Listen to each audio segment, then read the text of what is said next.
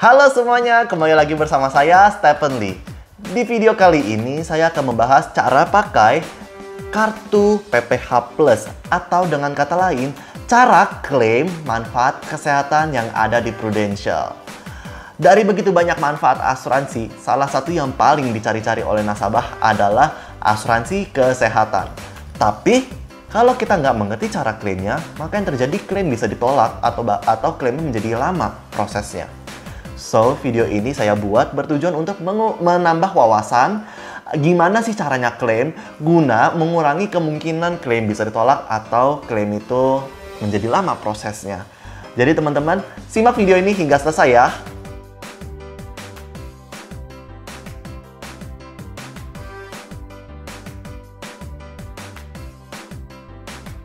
Sebelumnya, kita bagi terlebih dahulu cara klaim menjadi 3. Cashless, reimburse, dan juga hybrid. Cara cashless adalah cara di mana kita di-cover oleh asuransi tanpa kita mengeluarkan uang terlebih dahulu. Cashless itu bisa dipakai saat kita sedang rawat inap, opname, dan juga post atau pasca rawat inap, atau dengan kata lain kontrol setelah rawat inap. Prosesnya adalah seperti ini. Di saat kita sakit dan dokter menyatakan bahwa kita perlu opname, maka kita ke bagian administrasi rumah sakit. Admin akan menanyakan kepada kita, mau bayar sendiri atau pakai asuransi. Jika memang rumah sakit itu bekerja sama dengan Prudential, maka kita bisa langsung tunjukkan aja kartu PPH kita dan juga KTP untuk langsung diurus oleh bagian admin. Di saat kita pulang dari rumah sakit, kita tinggal menunggu kabar apakah klaim sudah setuju atau belum. Perlu diketahui, meskipun kartu hitam itu mengcover semuanya sesuai tagihan, kadangkala ada biaya sedikit yang tidak di-cover, seperti misalnya tisu, gloves, hand gloves, pampers, atau hal-hal lain yang tidak ada hubungannya dengan pengobatan. Materai juga salah satunya. Nah, selain saat rawat inap, post rawat inap pun juga bisa menggunakan cara cashless dengan cara yang sama. Apa aja sih yang dibutuhkan kalau mau klaim pakai cashless? Kita hanya perlu bawa KTP dan juga kartu PPH Plus kita. Nah, teman-teman kalau misalkan lupa bawa kartu PPH yang fisiknya gimana? Jangan khawatir, karena Prudential sekarang sudah ada kartu PPH kita, kartu hitam ini, dengan digital. Yeay! Caranya teman-teman bisa lihat langsung. Bagi yang memiliki Apple List, bisa langsung lihat dari di email Apple List-nya. Atau bagi yang nggak ada Apple List-nya dulu, maka teman-teman juga bisa ngeliat langsung dari aplikasi WeDoPulse. Bisa di-download di Play Store maupun App Store teman-teman, di handphone teman-teman. Lalu tinggal buka aja link WeDoPulse-nya dengan polis kalian, dan bisa kalian langsung lihat kartu fisiknya, kartu digitalnya di dalam aplikasi tersebut. Tinggal di-save aja setelah itu. Jika kalian masih bingung, nanti akan saya buat satu video bagaimana cara nge-link polis dengan WeDoPulse. Gimana cara klaimnya kalau rumah sakit tidak kerjasama dengan Prudential? Jangan khawatir kalau tidak kerjasama, karena untuk yang tidak kerjasama dengan Prudential, maka kita bisa pakai cara yang reimburse, di mana kita bayar terlebih dahulu billingnya, lalu kita klaim setelah kita pulang dari rumah sakit. Tapi teman-teman tidak perlu khawatir karena Prudential jaringan kerjasamanya itu sangat besar. Dan di bawah, di kolom deskripsi sudah saya masukkan juga link rumah sakit yang sudah bekerja sama dengan Prudential. Boleh teman-teman cari rumah sakit yang kerjasama supaya bisa memudahkan proses klaimnya.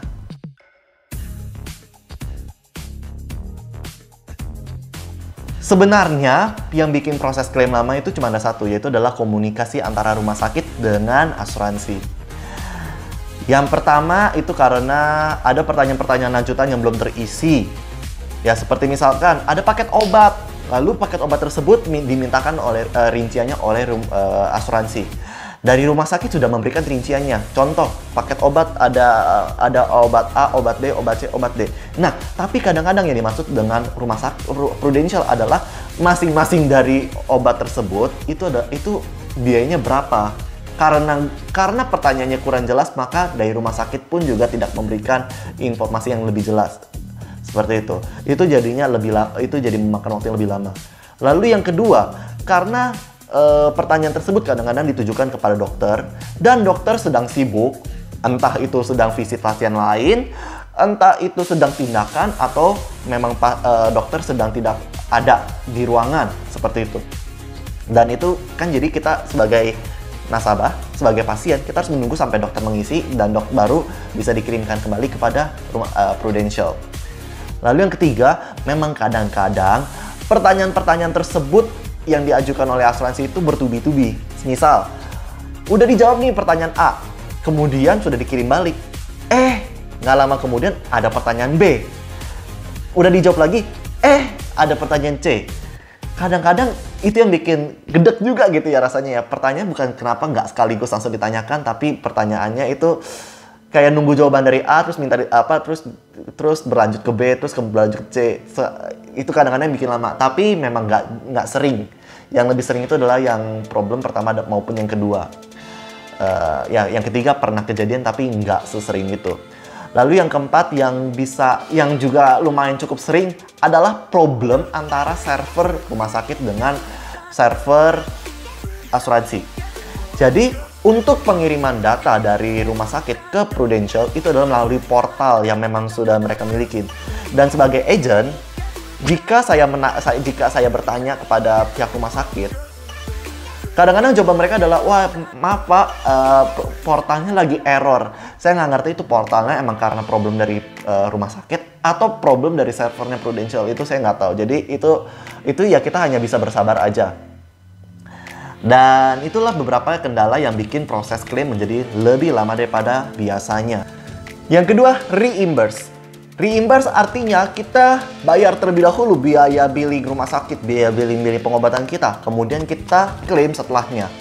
Nah, untuk klaim reimburse, itu salah satu syarat yang paling penting adalah di saat kita ketemu dokter, kita bawa surat keterangan dokter seperti ini, dan kita kasih kepada dokter untuk diisi. Ingat, sebaiknya diisi saat kita ketemu dokternya. Jadi setelah pemeriksaan, tapi sebelum kita keluar dari ruangan, kita minta dokter untuk isi ini terlebih dahulu. Atau kalau mau lebih gampangnya, boleh kita taruh surat ini ke meja dokter dan setelah selesai pemeriksaan kita minta izin kepada dokter, dok, tolong isi surat keterangan dokter ini. Nah, itu adalah yang paling pentingnya. Surat ini dapat dari mana? Surat ini bisa teman-teman dapetin langsung dari agent-agentnya, atau jika teman-teman bingung atau memang nggak bisa ngeprint, boleh juga mengajak agentnya langsung datang ke rumah sakit untuk ditemenin. Biar agent juga tahu kondisi kalian seperti apa. Kapan kita pakai klaim cara reimburse? Yang pertama, kalau rumah sakit tidak kerjasama dengan asuransi, maka otomatis kita harus pakai cashless, harus pakai reimburse. Yang kedua, di saat rumah sakit kerjasama, tapi kontrol setelah rawat inap, ya kita mau reimburse itu juga boleh. Karena kadang-kadang ada juga yang merasa, kalau misalkan kontrol pulang harus pakai cashless, wah nggak tahu ya bisa nunggu berapa lama ya. Apalagi kemarin pas rawat inapnya lumayan lama nih. Udahlah daripada nunggu 2 jam 3 jam, ya biaya kontrolnya nggak terlalu seberapa, ya udahlah pakai reimburse aja. Kita minta isi minta isi dokter surat SKD ini, minta dokter isi surat keterangan dokter ini, dan ya kita pakai reimburse. Lalu pre-rawat inap pun juga bisa pakai reimburse. Wow, ternyata pre-rawat inap, sebelum kita rawat inap pun juga ada yang bisa diklaim loh. Yes, jadi nggak semua orang kalau misalkan sakit langsung ke rumah sakit, betul? Pasti ada juga, dan saya yakin teman-teman juga kalau bisa menghindari ke rumah sakit. Tapi kalau sakit, mungkin ke dokter umum terlebih dahulu. Ya, cari klinik yang dekat rumah atau sebagainya. Nah, kalau misalkan ternyata kita sehat, habis kita ke dokter umum, ya berarti itu bagus. Amin, kita sehat. Artinya kita nggak ada yang bisa diklaim. Tapi seandainya kita ke klinik umum dan ternyata berlanjut, kita harus sampai di opname, rawat inap, maka seluruh biaya selama 1 bulan sebelum rawat inap, termasuk ke klinik tersebut, pun juga bisa diklaim. Dengan lagi-lagi saat kita ke klinik harus menggunakan surat keterangan dokter ini. Jadi, bagi teman-teman saya sarankan, ini adalah tips. kalau ke dokter umum juga boleh langsung aja minta dokter untuk isi surat keterangan dokter, minta agent untuk kirimkan SKD tersebut ya, supaya ntar gak usah bolak-balik lagi ke rumah sakit. Kalau ke klinik umum, amit-amit kalau misalkan sampai sakit, tapi kalau misalkan sehat ya udah SKD surat ini ya diabaikan aja seperti itu. Lalu yang ketiga, kita kalau misalkan rawat jalan aja juga ada yang bisa diklaim loh, yaitu adalah rawat jalan kecelakaan. Seandainya saya lagi turun tangga, atau saya lagi naik motor, atau jangan naik mobil lah, kalau naik mobil kayak serem banget ya. Turun tangga terus kepleset, atau nggak naik motor terus jatuh seperti itu. Lalu saya pergi ke UGD tanpa perlu rawat inap, itu pun juga bisa diklaim ya, karena itu termasuk sebagai rawat jalan kecelakaan. Ingat, namanya rawat jalan kecelakaan darurat ya. Maka dari itu kita hanya bisa pergi dalam waktu 2 hari setelah kejadian maksimal. Misalkan saya jatuhnya kemarin, maka hari ini dan besok maksimal saya pergi ke berobat. Kalau lewat dari 2 hari, maka sudah tidak dianggap sebagai darurat. Dalam artian sudah tidak lagi bisa diklaim. Dan sama juga untuk proses klaimnya, kita menggunakan surat keterangan dokter ini. Jadi surat keterangan dokter ini sangatlah penting. Nah, bagi yang kecelakaan bagaimana? Kan harus buru-buru ya, apalagi misalkan contoh jatuh dari motor. Tentu harus buru-buru kita langsung pergi ke ke UGD. Atau bahkan kadang-kadang kita dibawa sama orang lain ke rumah sakit.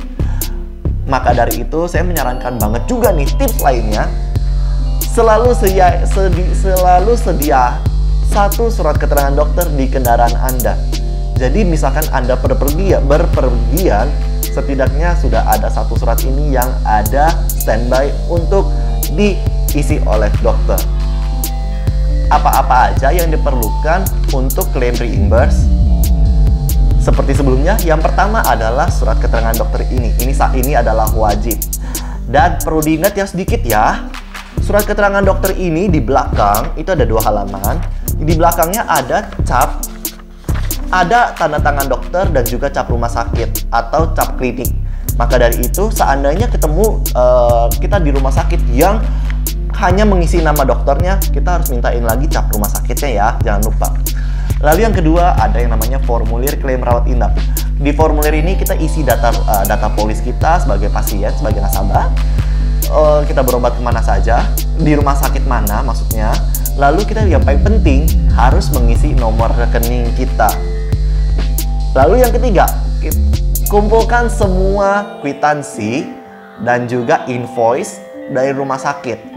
Keempat, kalau kita ada obat yang dikasih, maka juga perlu kopi resep obatnya dan kwitansi dari obat tersebut. Yang kelima, kalau kita ada pemeriksaan seperti cek darah, ronsen, atau yang lain-lain, maka seluruh kopi hasil dari cek darah tersebut, ronsen, diberikan juga kepada Prudential melalui agen kalau bisa, supaya agen teman-teman semuanya juga tahu kondisi Anda dan dia bisa membantu follow up klaim nantinya. Atau kalau misalkan ternyata agen teman-teman sudah tidak aktif, boleh juga menghubungi saya, akan saya bantu proses klaimnya. Jika saat ketemu dokter kita tidak bawa SKD, gimana cara klaimnya? Ya, di saat kita ketemu dokter, kita memang perlu wajib mengisi SKD.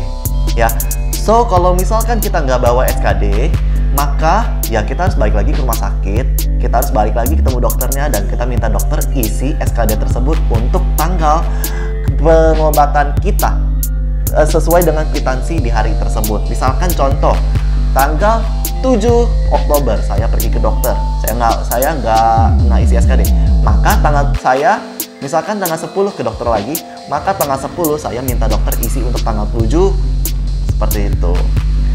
Nah, maka dari itu sebaiknya saya menghimbau banget, sebisa mungkin bawalah satu SKD kemanapun Anda pergi. Setidaknya taruhlah di kendaraan Anda, di mobil ataupun di motor. Atau kalau misalkan teman-teman suka bawa tas, taruhlah satu di dalam tas Anda.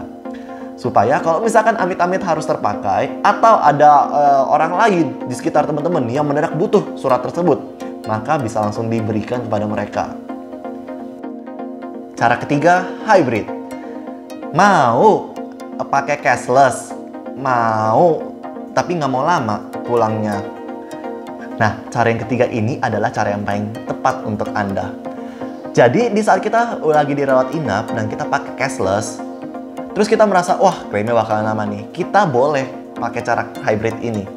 Yaitu adalah dengan kita bayar dulu biaya rumah sakitnya dan kita langsung pulang. Ya, berarti itu kayak gak di cover dong. Eits, tunggu dulu. Karena cara hybrid ini sebenarnya adalah kombinasi antara cashless dan juga reimburse. Ya, namanya juga hybrid ya, jadi setengah-setengah. So, kita boleh pulang dulu nih, tapi kita bayar dulu memang. Kita bayar terus kita pulang. Tapi saat kita pulang, proses penggantian, proses klaim juga sudah berlanjut dari pihak asuransi ya. So, kita tinggal menunggu aja jawaban dari Prudential, apakah kita di cover atau tidak. Nah, seandainya kita di cover, maka uang akan lebih segera dikembalikan kepada kita, kepada kantong kita, ke kantong kita. Nah, tapi perlu diingat, hybrid ini hanya baru bisa beberapa rumah sakit tertentu saja, yang preferred hospital saja yang baru bisa menggunakan cara hybrid ini.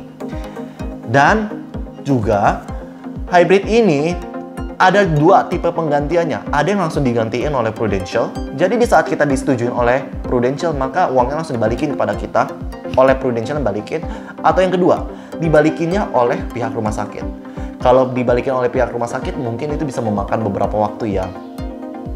Jadi bisa aja, oh ya akan dikembalikan dalam waktu 7 hari kerja. Atau enggak 14 hari kerja. Seperti itu. Untuk list rumah sakit yang sudah bekerja sama dan bisa menggunakan pakai hybrid, sama seperti tadi ada di kolom deskripsinya. Nanti di dalam link tersebut akan ada tulisan terima cara hybrid, terima klaim hybrid atau tidak, seperti itu.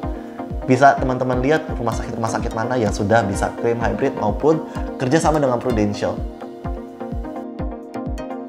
Beberapa kali dengar berita klaim ditolak, itu kenapa ya?